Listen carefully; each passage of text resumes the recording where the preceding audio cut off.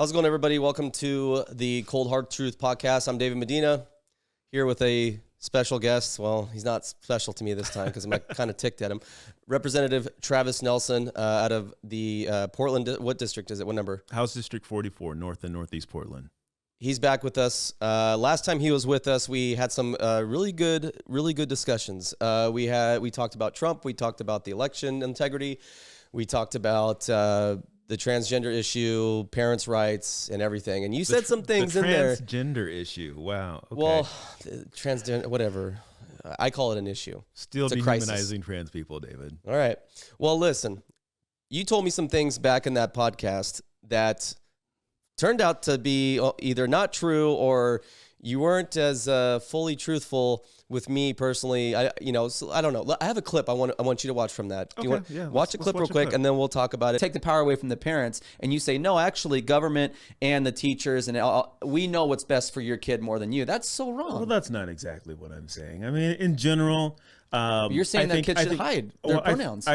I'm not saying kids should hide their pronouns. I think kids should be in control of when they tell their parents. I think it's great having parents involved. I think in general, schools should definitely promote and involve parents in decisions. So it turns out, Travis, Mr. Representative Travis Nelson, you didn't quite mean that. You actually wanted to go further. You wanted parents to just not be involved at all. No. According to House Bill 202. 2000, tell me where I'm wrong. Tell me about what you think House Bill 2002 said. Well, since you're calling me on the carpet, right, David. Right, and that's why you're here, and I'm appreciative that you came here.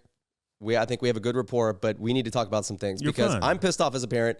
There are a lot of pissed off parents out there. They feel like their rights have been taken away, and so I want to hear from your mouth, like, what the hell are you Democrats thinking, especially here in Oregon? You told me, we in that video, in that clip, you said, well, we want kids to be able to, tell their parents and notify their parents. And it turns out you wanted to go further than that because the original House Bill 2002, if I'm not mistaken, it was age 8, right? If transgender, if a kid wanted to change their gender at age 8 or above, they didn't have to notify their parents. And the Republicans walked out. They kind of stalled, they kind of negotiated, and that was moved up to 15. Am I correct? Am I fully correct on that? I don't think you're fully correct in that. Okay, tell me where I'm wrong. If I recall what we were talking about, I think we were talking about coming out and kind of everything associated with that. But the age of medical consent is 15 in Oregon, has been 15 in Oregon, and that's what House Bill 2002 supports, is that age of medical consent, whether it's something having to do with hormones, perhaps, although I think it'd be very rare for there to be abortions gender too, surgery. right? And vaccines and all that. It doesn't just stop at gender reassignment or gender care or abortions. The medical age of consent in Oregon is 15. Tell me how that makes sense, Travis, because you have to be 18 to buy cigarettes. You have to be 21 to drink, to buy alcohol. You have to be 18 to vote. But all of a sudden, you guys saying, the Democrats are saying, some Republicans too. Sure, whatever. They're the same. Democrat lights, I call them. They're not even Republicans. They're Democrat lights, okay? You guys are saying, actually, at 15, I think kids can change their gender and kids can get an abortion. And you know what? They don't have to involve the parents. Tell me how that is right. Because that is so wrong. As a parent, I have a 15-year-old daughter. She's sitting here in this room with us right now. You guys took away my rights as a parent. If something were to happen, she's smarter than this. She wouldn't have never happened. But I'm just talking, not every parent's in my position that has a kid like that. Some parents are more free with their kids, but my parental rights have been taken away because you guys think kids have a better say. You guys think exactly what I said last podcast, which was you think the government and you think you guys and the kids know better than parents. You guys completely took parental rights away. Well, the age of consent has been 15 for a very long time in Oregon, and not every kid can talk to their parents about issues. Not every kid can go to their parents and talk to them about their health. And so while I'm glad you and your daughter have a great relationship, according to the kids who get molested and get pregnant by their stepdad. Those are small cases, Travis. I'm talking about normal, I'm not talking about cases of abuse and all that kind of stuff where kids have abusive parents. There are quite a bit of girls who are age 15, 16, 17, who get pregnant That happens, and they don't always want to tell their parent right away. And why is I that think not the should be their parent's rights to decision. know that? That child is still legally a minor? Why is it not the parent's right to know that and to help their kid through that process how they see fit? Because that is not safe for all kids. According to you guys. in Oregon, So you guys do know more than parents, you're saying. According to the state of Oregon, age 15 is the age that we've settled on. This has been settled for a long time, David. I get that, but do you understand where parents like me are coming from, Travis? Parents of teenagers, 15 is what, a freshman, sophomore in high school?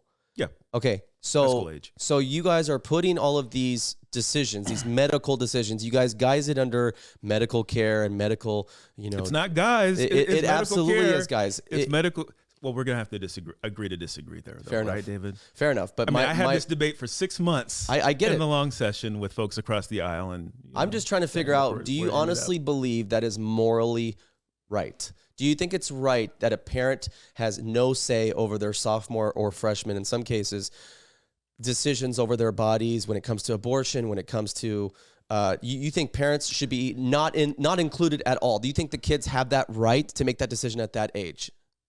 I think at the age of 15, 16, 17, I do think that. So they can't vote, they can't buy cigarettes, they can't do anything, but they can decide on abortions and gender reassignment surgeries.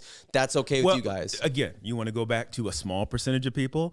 It's a very small percentage of people under the age of 18 that are having gender reassignment surgeries. Now, are hormones different? Yeah, they are different. But again, I think when it comes to medical decisions, being 15 or older is old enough to make those decisions. And we're just going to have to disagree there, David. Let me just tell, okay, so let's put aside the... And I think the majority of Oregonians agree with me. No, they don't. I'm just Pretty telling sure you right they now. I talked to all different parties. I know the people. I know who you talk to. I have talked to the most Democrat people that will never vote Republican. I have talked to in my community, in my gym, and they all were in disagreement with House Bill 2002. But David, most parents, I think, want the best for their kids. I think most kids have good relationships with their parents. Right. And I think most kids are going to involve their parents in those decisions, or parents are going to be proactive and having those conversations with their children. I think it's a small percentage of kids who are going out on their own, making medical decisions without their parents' knowledge. Okay, so I'm going to just tell you from a conservative parent's point of view. Okay, let's put aside the gender issue. Let's put aside abortions. Let's just talk about, like, say if my kid wants to go get the COVID vax, and I'm completely against that. She can go do that without my consent, and I can't stop her. Even if I found out that she can still go do it. If I tell her no, she can still go do it, and she's protected under this new law, and she can go get those COVID shots and those boosters, which don't work, by the way. Am I right, though? Am I right? Under that bill, she could go do that without my permission, right? The vaccines work, and I believe that before House Bill 2002, your daughter could have gone and gotten a COVID shot at the age of 17 without So our permission. kids can just inject themselves with whatever. Well, not a 12-year-old, whatever, not a 13-year-old, not a 11-year-old, not a 10-year-old. But I would hope that most parents have a good enough relationship with their kids to where they're making those decisions together and having those conversations. Do you understand? I don't have children. I've got lots of nieces and nephews, Sure. and I with my siblings, I think they're having these conversations with their children, and I think they're making joint medical decisions. That's not the point, though. The point is that there is a line that you guys, the Democrat Party, is, and they do it under the guise of safety and health for all. Do you guys find these little sanctimonious excuses to pass these crazy laws? Wait, we're the ones with the sanctimonious excuses? I mean, I'm not, and I'm not saying Republican Party's perfect. I'm just saying the Democrats you guys are the going kings so of radical. Messaging. Republicans message way better than we do. I wish Democrats were as good as Republicans. If that were true, Republicans would be winning, would be wiping the board. You guys, Democrats do such a better job at grassroots outreach. They do such a better job at getting people emotional and manufactured crises and all the climate change, all this kind of stuff. You guys are brilliant. I will give you that, Travis. You guys are brilliant at that. You are good at politics. Climate change, a manufactured crisis. We'll get to that. We'll get to that in a sec. We'll get to that in a sec. But my point is, do you see the problem with moving the line more and more and more?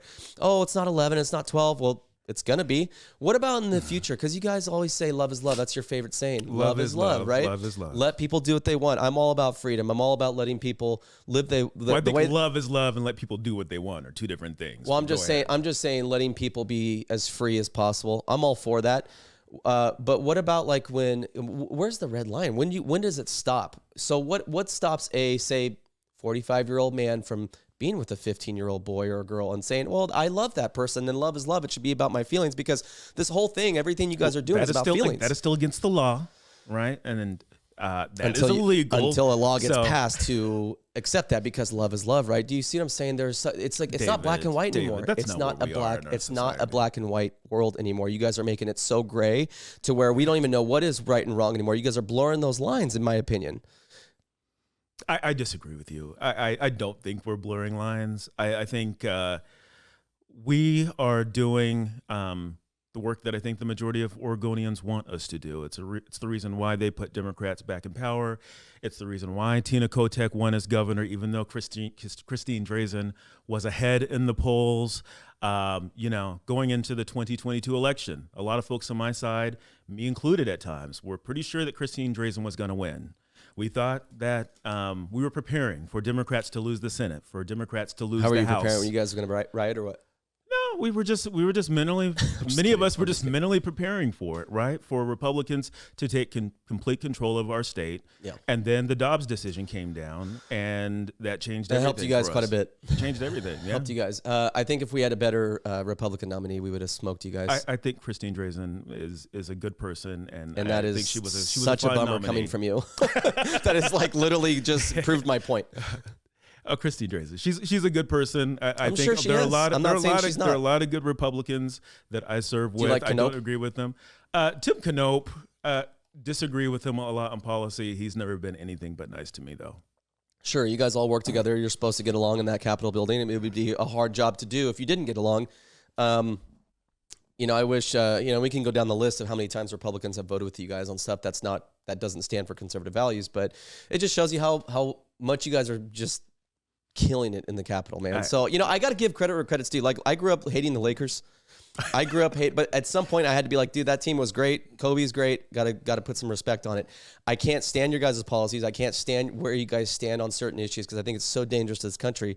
But like at some point I got to be like, dude, I mean, I tell people this because in people on my page, mm-hmm. I say, do not underestimate these guys. You guys think that they're so stupid, and that they're not stupid. They're actually very smart, and they know how to play politics very well. They're very, very good at knowing how to win elections. Now, election integrity is another thing that has come into play, unfortunately, in the last 10 to 20 years. Our elections are free, fair, and safe in Oregon. I'm sure they are. Absolutely. Yeah, we all, ever since we went mail-in voting, the Democrats have just been nonstop winners. That's kind of crazy to me. Oh, wow, David. You're really going there, aren't you? Amen. I just call it as I see it, man. Republicans have people watching when a lot of these votes are counted. I've never heard from any one of my colleagues across the aisle that they have concern with the way that our elections are conducted. So I'm going to have to agree to disagree. Do you know how many people I've heard that have said, my ballot was rejected, or my ballot was, I tried to check the status of my ballot and it wasn't even counted. I've heard so many of those stories. That happens on our side too. I'm not going to put it all on that. Like, I'm not one of those people that's going to be like, oh yeah, our elections are being like, I think that there is fraud happening in Oregon. Wherever there's mail-in balloting, I think there's fraud. Because David, can I tell you something? Can I tell you something? Mail-in balloting is safe. Oregonians love it. If it was so safe, you can go vote Jerry in person. Nadler. You can go vote in person. Any voter in Oregon can actually go down and submit their ballot in person if they want to, but Oregons love dropping their ballots off in the drop box and putting it in the mailbox. I'm sure they do, but why, if it was so secure, why were the Democrats back in the 90s, the late 90s, in the early 2000s, crying about mail-in balloting and how susceptible it is to fraud? And that was before the technological boom, Travis. I mean, you had Jerry Nadler that was literally arguing on Capitol Hill that mail-in ballots were susceptible to fraud. And then all of a sudden now it's like y'all are winning. Now it's like, I don't recall ever hearing that in Oregon, but I know that mail-in balloting in Oregon is absolutely safe. Folks love it, and the more people that vote, the better, in my opinion. I'm really upset with you. but Why? I respect you because Why are you upset with me? I don't Tell know, me about this. I've told everything we've talked about during in this interview so far. I do respect you. I don't respect your beliefs, and I don't respect what you've done in Salem because I feel like it's taken my parental rights. I've done a lot of good work in Salem. House Bill 2002 was not the only bill that I was chief sponsor of. It's a big one, though. It means a lot to our parents. And let's be honest, the average Oregonian, even sometimes me, we don't pay attention to every single bill that goes through that thing. We don't sit there and read it. I mean, we're Americans. We're lazy. But Americans aren't lazy. We're great people. I do appreciate you. I'm sure we are. There you go. Kumbaya. Okay, everything's great. Yeah, everything's great for you, Travis, and the Democrats because you guys are getting your way.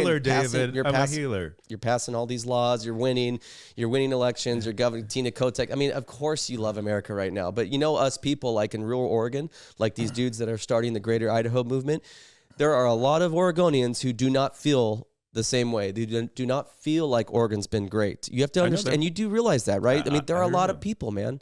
There are hundreds of thousands of Oregonians. I get a lot of email. Yes, I understand. So what do you say to those people? Do you even care? Do you even care what they have to say? I mean, this Greater Idaho movement, most likely not going to happen. It has to jump through a lot of hoops, and it's at the end of the day, it has to get pretty much like Democrats on board to do it, right? Mm-hmm. But they have created successfully, which is why I support them. They've created a movement of people in rural Oregon that don't feel represented by you guys. What do you say to those people, especially after House Bill 2002, especially after the gun bill? You know, these people are not your Portland Democrat. They are different people. Why don't you guys ever pass laws that represent them? Look, I understand that people are frustrated. I would disagree that we don't pass laws that represent them. I work with a whole host of Republicans. I'm working with Representative Shelley Bossard Davis right now on a workplace violence bill that addresses violence against healthcare workers. I understand that people are frustrated, especially people who are not Democrats or may not feel like they have a home. But you know, in red states, there are Democrats that feel the same way. And state politics, generally speaking, the majority rules. That said, I am more than willing to listen to anybody. I'm here with you today, right? We have polar opposite views. Even if you are a conservative Republican or just a conservative and you're not even a party affiliated, I'm always willing to hear you out and take your feedback into consideration when it comes to how I vote. That sounds beautiful. I mean, it really does. It makes me all warm inside. But I look at words. Do you not believe me? I look at words and I look at actions, and your words and your actions do not match. Now, let me just tell you something. Politically, put political things aside. We've had discussions off of camera. We've gotten to know each other a little bit. You are respectable. You're here. I mean, we have to give you credit for being here and for being able to have that dialogue. A lot of Democrats don't even want to. And I'm one of the bluest Democrats. And I'm right. Here. And I mean, you're willing to defend your crazy ideas. In my opinion, your crazy ideas, in my opinion, you're willing to do that. A lot of Democrats aren't willing to do that, and I think that shows a lot about you. I've said that before, but at the same time, you say these things, and you're like, "I'm willing to listen, I'm willing to do this," but like, Absolutely, where is that reflected in your voting history? Where is it reflected in your bill history? You guys right now are attacking it, and I'll let you explain this. The last session, our gun rights. We have now less gun rights here in Oregon. We have less control over our kids. Whoa. That bill got watered down Still from where it was to get Republicans back in the building, and you know that, David. There were some concessions made, but it was because there were a lot it took of concessions made. Okay, and fine, but it took a Republican walkout to do that. You guys, the original bill that you guys wanted to do, it took tough egregious. negotiations to do that. Absolutely. Okay, so that's what I'm saying. So don't take credit for Republicans walking out and just say, well, we watered it down. It's because Republicans fought back. Okay. Did I vote for that bill? Let's talk about the original. Did I vote for that bill? Did you?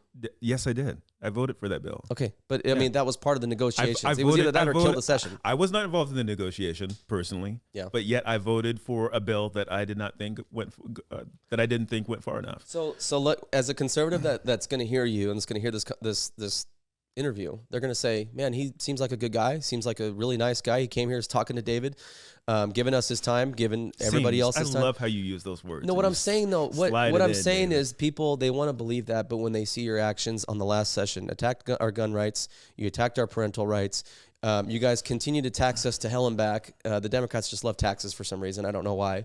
But businesses are leaving Portland. You know, Democrats passed a child tax credit this last session, right? Are you aware of that? That's great. That's going to help a lot of lower income families. But what about the middle class? What about people that make a little bit more that don't qualify for that? Well, personally, I would love to give part of that kicker that's going to people making more Y'all than even try to steal the rebate, $500,000, and I'd love to give it to people making under $300,000. I want to take from the wealthiest Oregonians and give more money to working class Oregonians. So what do you say to people who see all that stuff from the last session and go, what? Okay, this guy sounds like he cares, but his actions don't reflect that. There were a lot of good things passed, David. I mean, I know you're talking about some of the more controversial things, but you know that Republicans and Democrats voted together on a whole host of bills. I know that Republican leadership worked with Democrat leadership. Of course Vicky they did. Breeze Iverson and Dan Rayfield, by all accounts, had a great relationship, and we got a lot of good things done in the House. The problems in the state legislature were not emanating from our chamber. I'm really trying my best to not badmouth Republicans here in the state because I don't have the reach yet. I do have some influence here, but I don't have. I think it just does more bad than good, and so I've been trying in good faith. I was messaging back and forth, almost got coffee with little Canope, is his son. I forgot his name, Reagan.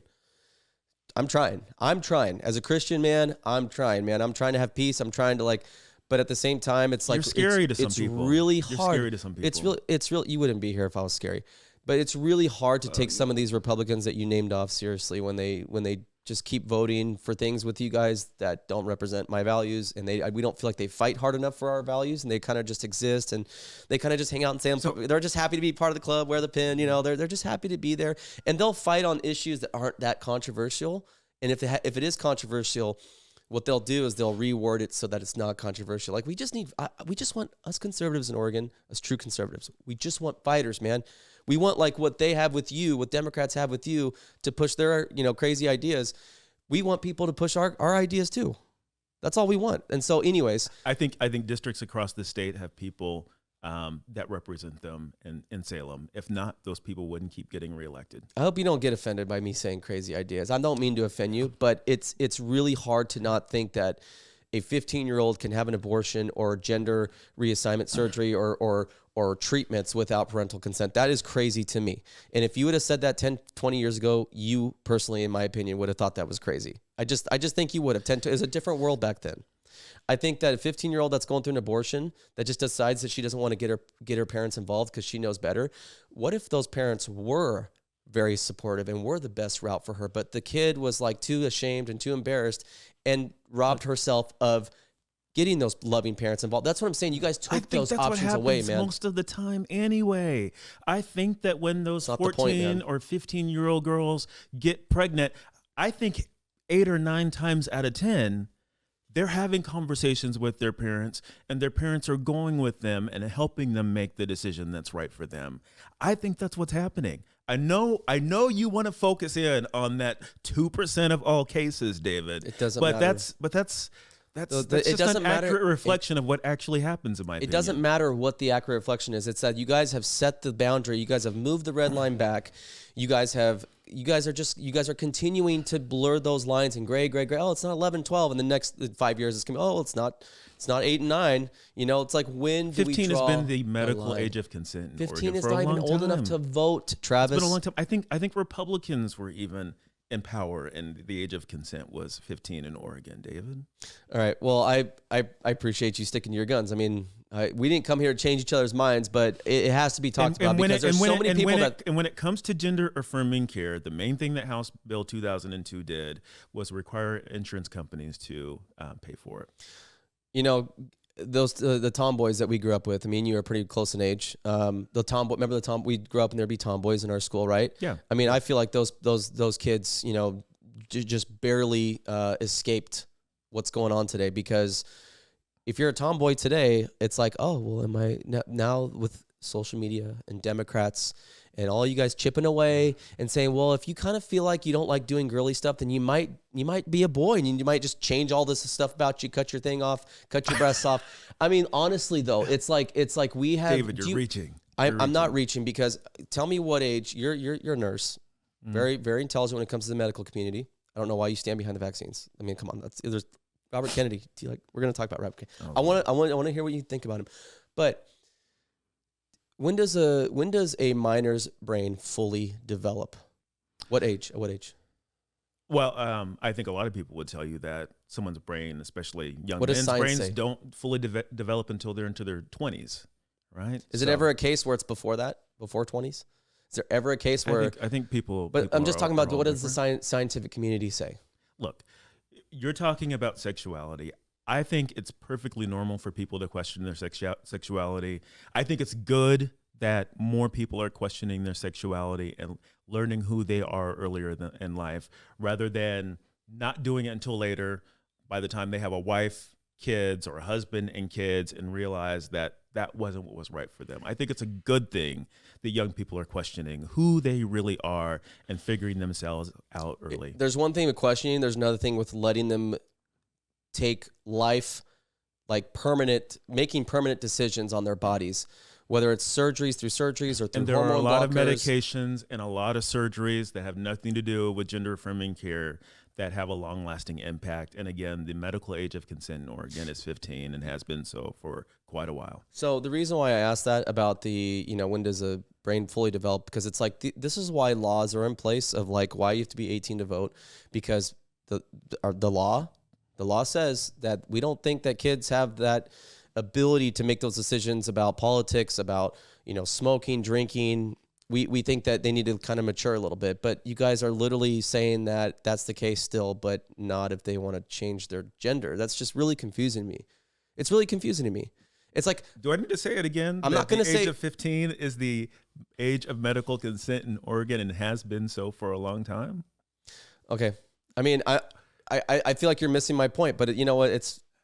I hear what you're saying. You think that medical decisions should be made when someone is the age 18, when they can make other decisions that an adult could make. And that's not what we've settled on in Oregon. I'm going to ask you one more question. I want to talk about Robert Kennedy, what you think about him. But let me, because a lot of Democrats love him and they think they're going to take a lot of votes away from Biden. But people let me who ask are you this. left-leaning like Robert Kennedy. Let me ask you this. If a kid, if you're so happy about kids being able to discover who they are at an early age, what if a 12-year-old, 13-year-old, what if a 15-year-old kid says, you know what, I just love men over 40 and I want to date them? Should we let them date men over 40? No, that's ridiculous. But we can let them change their gender and have abortions without parental consent. How is that any different, man? How's that any less? How's that any different, bro? Please, just be honest with me. Letting a child have sex with an adult is different than making. You think that's worse than making permanent changes to their body and we haven't even talked about detransitioners. That is a big conflation, David. But what about those with stories? a 40-year-old man when you're 9? Come on. 15? Not even when you're 15. No. But they can change their gender. That's all I'm saying, dude. It doesn't make sense to me. They can make medical decisions. Absolutely. Doesn't make sense to me. Anyways, I just wanted to make sure we were clear on that. Robert Kennedy, what do you think about him? You like him? No, I've you never you gonna support Biden in 24? I'm gonna support Biden in 24. If he's still alive? Absolutely, Biden will be alive. Just you guys said the same thing about Hillary. Remember, she was dying. Hillary was dying for the last 3 months of her campaign. Hillary Clinton can complete a sentence, bro. Really? I don't. And a lot of Republicans weren't have saying dementia. that in 2016. They were saying lock her up. That she was the worst person in the world. Do you remember those days? I'm talking just pure cognitive. Joe ability. Biden can finish a sentence too. He just gave a great speech recently. Trump is the one who thinks that he ran against Obama in 2016 and that George Bush, the father, went into Iraq after 9/11. He's slipping. Come on. Bro, Biden's on another level. Come on. Biden is on another level, dude. Come on, dude. Biden is on another level? Look, I know Trump just praised not Hamas, but the folks to the north, Hezbollah. Thank you. He just praised Hezbollah. No, I don't think Trump would have done that 10 years ago. He didn't praise Hezbollah, bro. He said they're very smart or something to that effect. I said you're very smart. It doesn't mean I'm praising your in the way that you vote and everything. It was the way he said it, and then he attacked Bibi Netanyahu, who was his best friend just a couple of years ago. I mean, do you blame him for going after Netanyahu a little bit. His own people are going after him. Well, I am no fan of How Netanyahu. do you allow this kind of no attack to happen? Do you realize that 1,200 Israelis being murdered is like the equivalent of hundreds of thousands of here with the population scale from America to here to Israel? 1,200 Israelis being slaughtered is like hundreds of thousands being slaughtered here in America. That is a big number. 1,200, we hear it here. We're like, oh, that's like. I get what you're trying to say. But what I'm saying is Netanyahu kind of deserved. Did he not kind of deserve some criticism? How do you allow that to happen, dude? You already know everybody around there hates you. How do you allow that to happen? That like they're supposed to be like the most sophisticated national security people with all of the intelligence, and they're supposed to be, and they allow that to happen. So you don't think he deserves some criticism? Absolutely, Netanyahu deserves criticism. He ain't going to survive the next political cycle. There, I'm telling you right now. Think like I do have been criticizing Netanyahu for a long time. Yeah. I'm just saying that Netanyahu was Trump's best friend just a few years ago, and now he's criticizing the guy. And isn't Trump the guy who, is always consistent and you could always count on him to do the same thing year over year? You want to know where I disagree with him? Where you disagree with who? Trump or Netanyahu? No, not Netanyahu. Trump. Where do you disagree with him? The vaccines. I think it was a big mistake. He still says he saved hundreds of. I mean, you should be praising him. He did. I think we had this conversation a little bit. I don't think we talked about the vaccines. And he did save a lot of lives with the vaccine. That's one of the things that I do think Trump got right. Although I don't think he got a lot right. I think now I have some other concerns with how things were distributed and things that were happening in the White House. Where's your Fauci tattoo? Did you get a Fauci tattoo? He's telling people to inject themselves with bleach. That was, Never that said was a that, stretch. Man. Okay. I get it. Like, look, Trump's not perfect, but he didn't say. But you're voting for him. He didn't say. You're voting for him in 24. Dude, you guys were coming out, but hold on. Aren't you voting for Trump? I am voting for him. If it's down to him. Last time I was here, I thought you were DeSantis. I was DeSantis before DeSantis actually started running his campaign, and as a political person, that was this has been one of the most incompetent campaigns I've ever seen someone run, dude. It is so, and I'm so glad we agree on that because politics. You know politics, right? Yeah. That dude has been a train wreck. Who hasn't? Who has actually? He should have borrowed from Vivek's strategy. Vivek has been that's what Ron DeSantis needed to do if he wanted to have a chance of beating Trump. He needed to not go after the MAGA people, the MAGA base. When you go after, you lose like a big chunk. Like you're not going to win if you lose the MAGA base, dude. Like if you're a DeSantis, but not only that, but just like even little. Like, did you see the first debate where they said something about, are you going to support the 2024 nominee if it's not you, if it's Trump or whatever? And everybody raised their hand and he kind of stopped. I could not believe it. DeSantis literally stopped. He looked over and he goes, he looked over and he's like this. Oh, dude, it was the most weakest moment I've ever seen in a politician that was leading all those people on the stage. DeSantis has been a train wreck, and his campaign has turned me off. His influencers have turned me off, and I'm not like I wouldn't consider myself like a MAGA person. Like I love Trump as president, but I'm not like you see the flag there, and that was a gift. But I'm not like this huge I'll call Trump out. I didn't like how he handled some of the stuff with Steph Curry when they wanted to come to the White House, and he that was a good time to unite. But.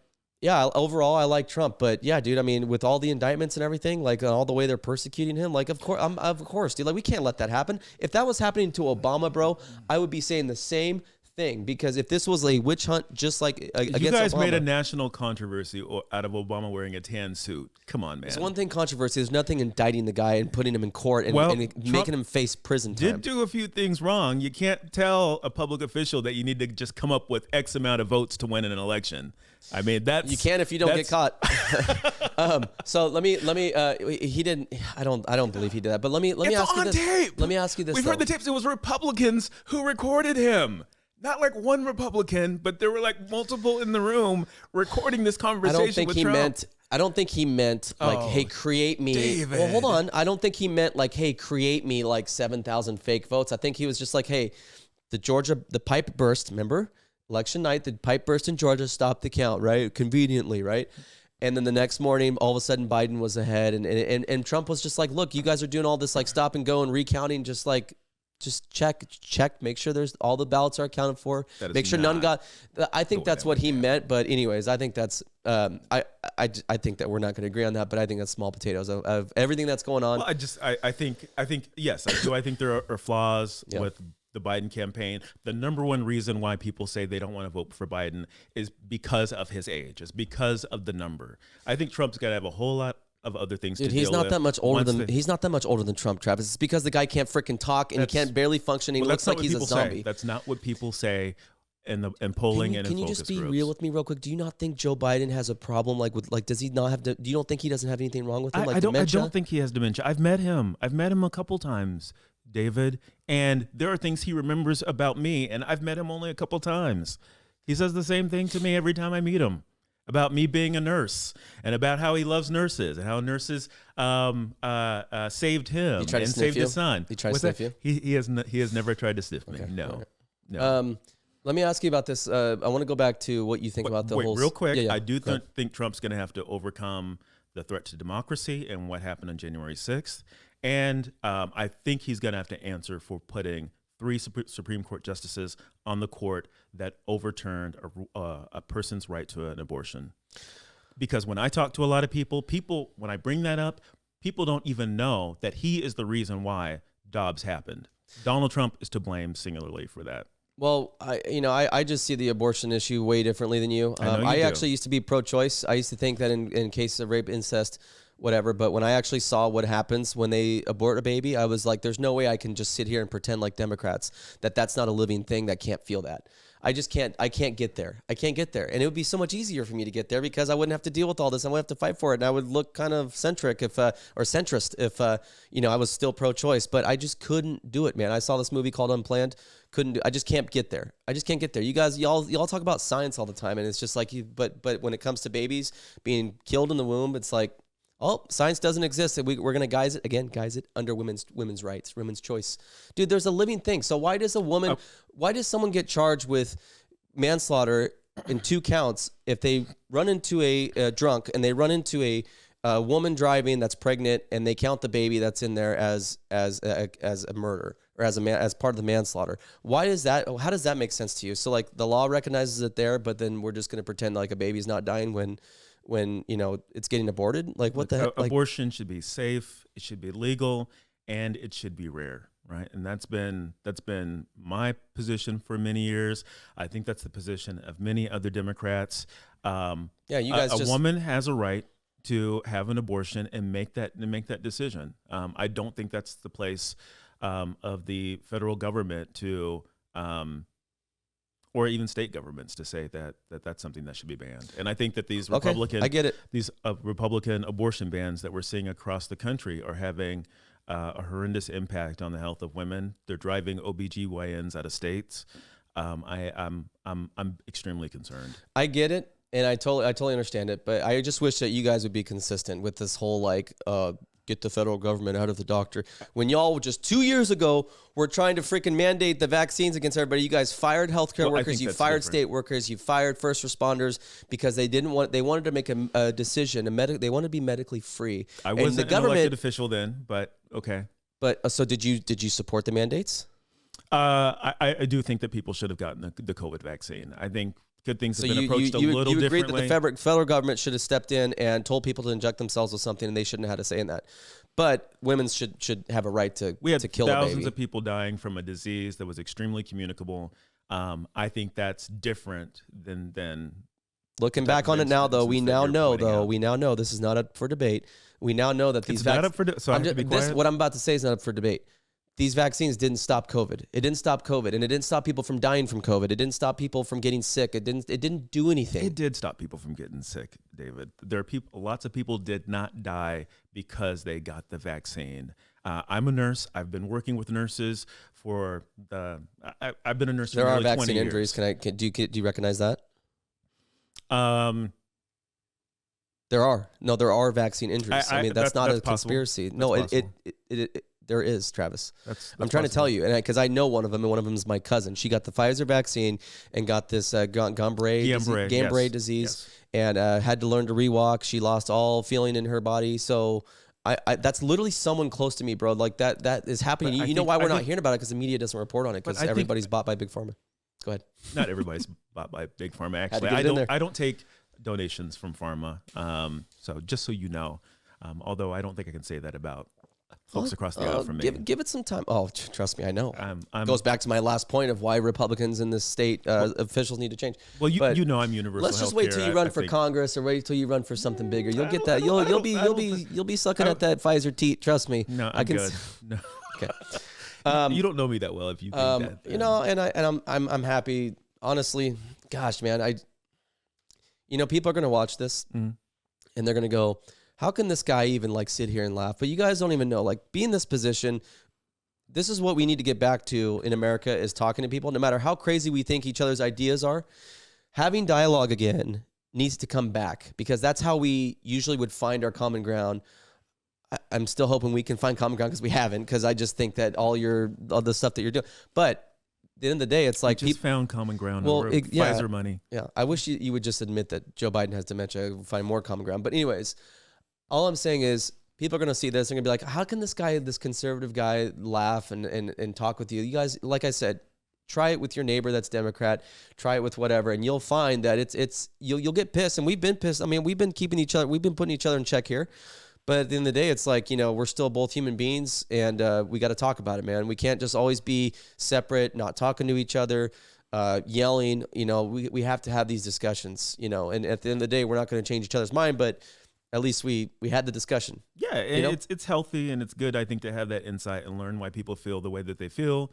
This is nothing new to me, right? I grew up in rural Eastern Washington, and the vast majority of the folks that I went to high school with, who were my friends in childhood, are conservatives, and we're able to have these conversations, and I've had them for years. So this doesn't bother me. Social media, man. Social media just took you from us.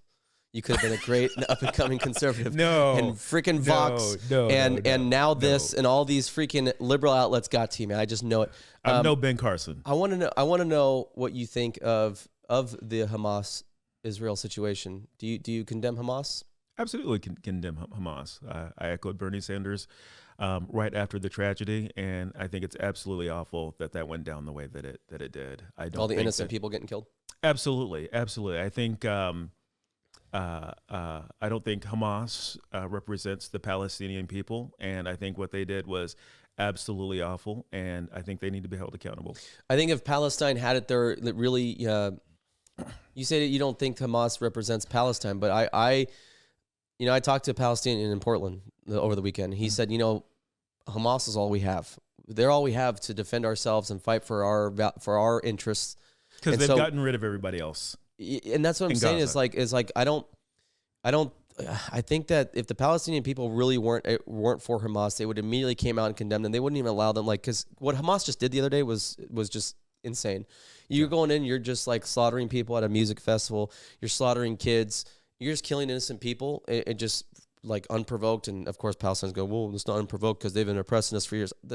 Shut up. First of all, I'm talking about that specific day. That's what Hamas is saying, yes. Right. You didn't fight the Israeli army. You went in cowards, Hamas terrorists, and you attacked and you killed innocent people that had nothing to do with your war or anything, where they weren't soldiers.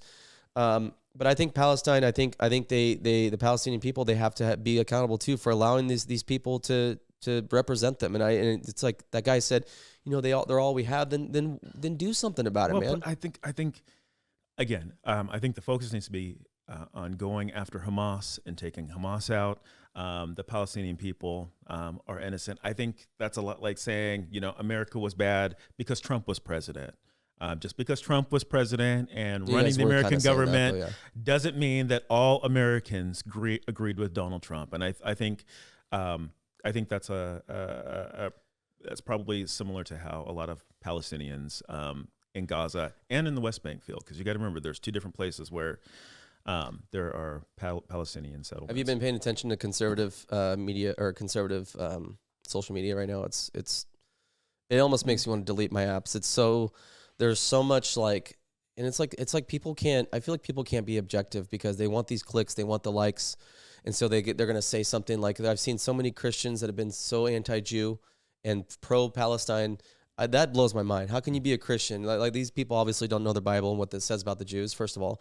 Second of all, I look at it from a humanitarian view. It's like, it's really sad whether it's Israelis or Palestinians dying, man. I mean, there's innocent people on both sides dying, but I think we agree there where Hamas needs to be taken out and these terrorists need to be held accountable. These radical Islamic, and they're radicals. They're radical Islamic terrorists that are over there pushing forth their religion, their radical part of their religion and ideology. Hamas is bad. I think at the end of the day, what I'd love to see, and I think there are a lot of folks who agree with me on both sides of the aisle, we need a 2, maybe even a 3-state solution. Right? Because the Israelis aren't going anywhere, and the Palestinian people do have a right to their own land. I mean, do you think that means like extending the current Gaza Strip and West Bank and cutting into Israel a little bit and taking a little bit, carving it out that way? Like, what do you mean? Well, the settlements that have been occurring in the West Bank need to stop, right? And I do think that that's why I said a 2, maybe 3-state solution, because either Gaza and the West Bank are going to come together, or they'll stay separate. The PLA or PLO, whatever acronym they're going by these days, pretty much rule rule over the Palestinians in the West Bank, and that's not the case with the Palestinians in Gaza. Yeah, man. All right. Well, I'm going to hold to my promise. I'm not going to keep you. I know you have to get somewhere. I appreciate you coming on, man. I enjoy it. I enjoy this more than, I'm having Representative Ed Deal on the 28th. That's going to be fun. Oh, the 28th. Yeah. That's going to be fun. I saw him not long ago, and he said you invited him on to debate me. I was like, I don't know nothing about a debate, but I'm down to have a conversation. We couldn't get you guys lined up, so I just would rather have you guys than not at all. So we kind of scheduled you guys separate days, but no, I enjoy this more because I feel like, echo chambers are fun, are cool and all, and it makes you feel good sometimes. But dude, these kind of discussions need to happen. You were a good sport about it. I'm still pissed, man. I'll be honest. I'm pissed off, and on behalf of a lot of parents that are probably going to watch, and a lot of people, a lot of Oregonians that just don't feel like Democrats. We just don't feel like you guys care about us and our values. We just don't. We don't feel like you guys do, and you guys reflect that off of your passing the laws. But at the end of the day, dude. Much respect for you. I'm always willing to listen. I'm willing to work with Republicans. I'm not somebody down in the building down in Salem who hates Republicans and isn't willing to work with them. I'm here with you. I think we need to have these conversations. We need to listen. Yeah, I appreciate Doesn't necessarily mean that we're going to agree 100% of the time. No, this is really good. This is really good for our state. It's good for Oregon. It's good for America. This is good. And I want to get you while I still can before your caucus really gets to you and then we start getting bigger and they're like, okay, you need to pull it back from there because we can't have this like unity stuff. We need to be divided. Because there are people from my caucus who don't want me here to begin with. I get it, but let me just tell you something. These people at the top. I'm talking like top Republicans in the country and these elites. They don't want this to happen, Travis. They want us to be divided because that's how they can control us better. Do you agree? I think there's truth to that. A little bit, yeah. Yeah, absolutely. Dude, thank you, bro. All right. And stop demonizing trans people. How am I demonizing trans people? David, you demonize trans people. Tell me how. Stop no. trans Man, we left it on a good note. You got to explain that. How am I demonizing trans people? Okay. Just because I don't believe in it? What do you mean? You I don't believe in it. I believe trans people are trans, and I feel like you want to blame them for things. I feel sorry for them. You don't take. I do. I pray for them. I really do feel bad for them because, you don't take the way that they live their lives seriously. You belittle trans people, and you should stop doing it. Where was this 30 minutes? First of all, I don't belittle trans people. David. I pray for them. For them. Travis, I pray for them because I feel bad because, 20 years ago, 10 years ago even, the scientific community used to call it gender dysphoria, where it was actually, they felt and we know better now. Of course you do, just like you do on everything else. But let me just tell you, I don't demonize trans people. Where I have the biggest issue with it is it being shoved in my face and shoved in my kid's face. We should have a right. Just like the gays and lesbians get shoved in your face too, right? Listen, I don't go and I don't throw my Bible at your guys' forehead. I don't go out there and try to shove students at school, face. I think it'd be good for them. But like my thing is, why is it okay for you guys to shove your stuff down our throats, but like we're supposed to just sit there and take it, and then everything you guys say is truth? Do you not believe that there's two different sets of beliefs here? But that's what I'm saying though, is like you guys. That's the beauty of America. People can believe but when you guys start, nobody's shoving their ideas down your throat. People are just living their lives. You just did it in this bill, though. You did it in this bill, and you also did it with pumping this stuff in our books in our schools to have our kids read. And some parents are not okay with that. And where another big thing I have a problem with is what you just did actually, is you attach titles to us every time we disagree with something. If we disagree with something about police brutality, we're racist. If we don't believe that white privilege is real, crazy like half a dozen times. But we're not out there doxing you. We're not out there labeling you. We're calling you crazy, but it's a difference between being called crazy and being called racist. You guys don't dox? Did you really just say that to me? I've never doxed. Oh, okay. I just know that's more of a left-wing thing. I didn't say it didn't happen. When I got pulled over earlier in the year, when you were speeding, things were happening when you were speeding? to me and being put out there on social media. And yeah, I was doing did I jump 11 on it? over the speed limit. Yes, I was, and I never denied that I was doing that. But I did not jump on it because you were not one of them. But you saw the craziness. But I messaged you and I said, "Bro, come on, you didn't get pulled over because they saw your color, like you insinuated. They pulled you over because you were probably breaking the law, either on your phone, which you were, and speeding." But listen, I get that. Like when you, I don't know what it's like to be in your shoes, so I can't you know what I mean. Like I'm gonna try to meet you halfway here. Okay. So I don't live with the fear that you do. And whether it's justified or not, that's up for discussion. But I'm just saying though, I don't know what went through your head, so that's why I stayed away. And I'm just not going to pour on to something I don't know about. It wasn't there. I didn't see the videos in the body cam yet until later. So, but what I'm saying is, what you just did, and we just ended this on a good note. Let's try again. But let me just tell you something. When you start saying that I'm demonizing trans kids, when have I ever gone out there and started attacking trans kids or yelling at them or even just messaging them on social media saying, Nick, you're going to hell because you're trans or you're this stuff? Dude, you won't ever find that. But I do disagree with the ideology. I disagree that letting kids just change their gender because they feel like instead of getting them help, instead of giving them counseling, I think just letting them roll with it and make life-altering decisions to their body is wrong. When you say things that contribute to an environment that makes things bad for trans people, that's not good. That's not cool. See, but you just did it again. You're saying that I can't have my own opinion on this, which has been the opinion of the majority of Americans for a long time until y'all started pumping fear in everybody and started calling phobic this and phobic that. That's how you guys get people to shut up. You don't get me to shut up because I don't have nothing to lose. Okay? But you guys attach these titles to people, and it's why Republicans in Salem, it's why a lot of conservatives today don't speak up, because you guys are smart. You know how to keep a lot of us silent by putting titles on us. A lot of us see through that bullshit. I'm sorry. It's bullshit, and I'm sorry for cussing Mom. I'm sorry. But it is, man. And I'm telling you right now, calling me a this phobe and racist because I just have my own opinions, instead of seeing how I treat people, I just got done working with a couple trans people, and if you talk to them, they would say that's one of the nicest dudes I've ever met. Not once have I. Cool. That doesn't mean you can't say things that are transphobic or create. What is transphobic to you, Travis? Or create an environment. What is transphobic to you? Welcoming to trans. Please to trans people. Educate me. What is transphobic to you? Transphobic, saying things that are transphobic are things that would be harmful or disrespectful or according to you belittling guys, to trans people. According to you trans guys. people, not to me, to trans people. So if you guys started saying that, because you guys have said some things about how Christians are, Christians are bigoted or fascists. When did I say that? Well, you guys call us fascists all the time. I mean, you guys call conservatives fascists all the time. It's not conservatives. I think so there are a lot of great conservatives. I'm pretty sure that term came from Portland, the Christo-fascists. That's a term that came from you guys. I think there are some Trump supporters that are fascists. Absolutely. I think Donald Trump is fascist. Absolutely. I think if he gets elected in 2024, he's not leaving. And we both know it. Donald Trump is not going to wave the country goodbye in 2028. That is not how that man works. So don't tell me he's not a fascist. He's going to pull a Caesar?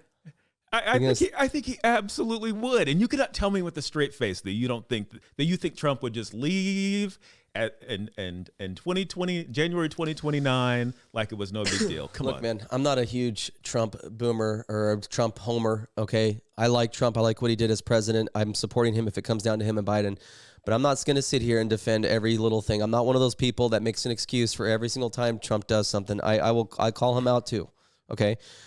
But my thing is, you guys have to stop, and I know it's not going to stop because it's your guys' number one tactic to silence people, but I wish it would stop the name calling and the that's how you guys get people, that's how you win arguments. And when you guys can't debate certain issues because you guys just maybe don't have strong evidence or science really isn't behind you, you start calling names. Oh, well, then you're just a fascist. You're just a racist. There's a name for that kind of argument. When you call someone a name, like you just did, like I demonize trans people, having an opinion about the transgender, the transgender ideology or the transgender, like the science behind it, having an opinion about that doesn't agree with the trans community is not transphobic. That is my opinion, and that's actually backed by science. There's a reason why there's an XX and an XY chromosome, Travis. There's a reason why, you guys talk about science, biology, you talk about all this stuff, but you guys don't follow it. You just make it up as you go along. And then you call us all names if we don't agree with you. That shit ain't going to fly anymore, man. I'm sorry, with me at least. I know maybe a lot of conservatives, but it's not going to fly with me, man. It's just not. You're not going to call me a racist because I didn't believe that you didn't get pulled over because you were black. You're not going to call me transphobic because I just disagree with the transgender ideology. When did I ever say that I got pulled over because I was black? You heavily insinuated on Twitter, and if you didn't, what I said is I thought it was a contributing factor. But did I ever deny that I was speeding? Did not. Did I ever deny that I had my cell phone in my hand? Never did. Now, here's what I did deny. I did deny that I was weaving in and out of my lane. If you've watched the video, you'll see that I was not weaving. So to this day, you still think that race had a little bit of a factor why you got pulled over? Absolutely. I think it's been a factor in why I've been pulled over, around 50 times. And what was your penalty? What did they give you? They must have given you the fattest ticket if it was race related, if it was because you were black. If that had any factor to do with it, man, that ticket had to have been big. Tell me what the ticket was. I didn't get a ticket. Exactly. And Travis, David, do you know what percentage I've gotten a ticket when I've been pulled over? That's a come up, bro. That's a come up. I have been pulled over. Like I said, I've lost count, but I'd say around 50 times, and I've probably gotten a ticket 15 or 16 of those times. Because, in my experience, cops see me a lot of time, and it's gotten to be less so as I've gotten older. But they run you, they check your plates, make sure you don't have any warrants. And you want to hear something radical? You get a warning, and then you get let off. You want to hear something radical? Go ahead. I think that... And what actually sucks, real quick, is that I do think my being a legislator and having that privilege contributed to me not getting a ticket in this case as well. You know what I think that you're actually experiencing that you don't even know? It's going to be controversial. This is going to be really... This is going to be one of my most controversial... Educate me, David. Well, please. I think there is something these days called black privilege. I really do. I really do. And I'm gonna let you say what you think, because this needs to be discussed. I'm glad that we're talking about this, because there are a lot of people who think that we have gone so far, like down this, like everything's racist and like whatever. Oh my gosh, be careful. Like people actually think that it's flipped from white privilege to black privilege. And you just said that you got pulled over 50 times. You've only got ticketed 15 of them. How do you know some of those officers weren't like, you know what, he's black and I don't want to be called a racist, so I'm going to let him off black privilege? What do you think? I think I'll have to disagree with you, and we'll have to agree to disagree on that one too. Have you heard that before, though? I have not heard black privilege, and I do not. Really? No. I think that's good that you're hearing it, because now you need to know about that, because systemic oppression in this country puts black people at a disadvantage. Even today. I would agree with you if we're in the 60s, but David, we're not it's in the not 60s like anymore. it was when, my great-great-grandparents were slaves, or my grandparents were raising kids under Jim Crow, or my mom and dad were going to segregated schools. No, we're not dealing with that. But are there y'all act like it? Holy crap. Are there still systemic issues? Absolutely. Look at the disparities. Either there are issues with the system, or the people are bad. Well, wherever there's racism in this country, I'm always going to stand with you against it. And I think every conservative would too. But I think that your guys' definition of racism is quite different from the actual definition. Okay. Well, I think part of the problem with people throwing around the word racism is that everybody has a different definition in their own head, and it doesn't align with what the other person believes racism to be. I don't doubt that you probably went through. I mean, growing up in where the town or whatever you grew up in, the conservative town, I don't doubt that stuff happened to you growing up. I don't doubt that at all, man, because I saw it growing up too. I mean, in the 90s and the early 2000s even, I saw a bunch of racial stuff happen. I get that. And I think that some of this stuff did need to happen to where we needed to be more sensitive to that because of what the history of what black people have been through, slavery, Jim Crow, all that stuff. Like, we need to know that stuff.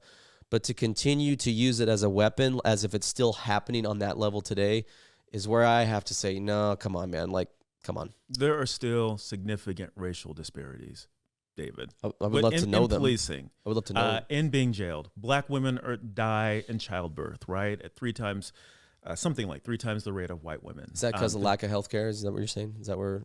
It has to do with lack of health care. It has to do with complaints not being taken seriously. It has to do with complaints about pain not being taken as seriously. It has to do with prenatal care. There are a whole bunch of systemic factors. Yeah.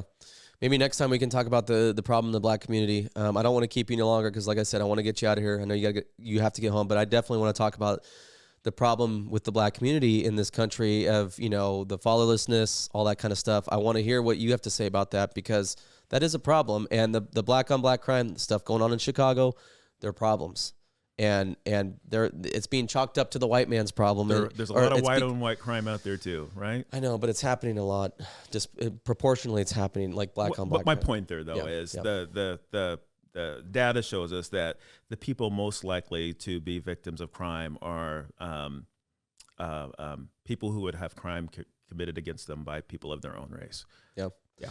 Hey, man, I see how people message you, especially ever since you came on the first time. I see all the darts you take, and no matter if we disagree or not, the fact that you, first of all, don't block these people. You are actually stronger than the Oregonian, by the way, because the Oregonian, the local paper here, or the local media outlet, biggest outlet in Oregon, they block people left and right. You don't. I've seen that. You do have a social media policy where you warn people, but you're pretty lenient, man. And I see where your heart's at, where you're so caught up in this political game that you have to stand for certain ideas. And I'm not saying you don't believe it. I'm not saying you don't believe them. I'm just saying you have to stand your ground, and you could just block these people. You could not come here, and you do. And I think that says a lot about your character, brother. I want to end this nicely. I tell people how they can find you. What's your website? What's your socials? How can they support you?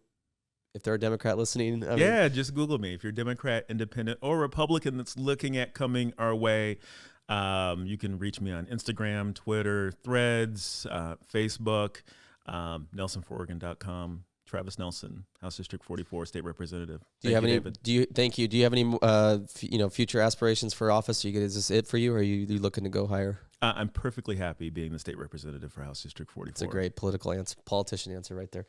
Thank you, brother. I'm a nurse, not a politician. Let's end this for real and on a nice note. I really do appreciate you, dude, for coming on. That takes balls, so thank you so much. And thank you, everybody, for tuning in. We'll catch you on the next one.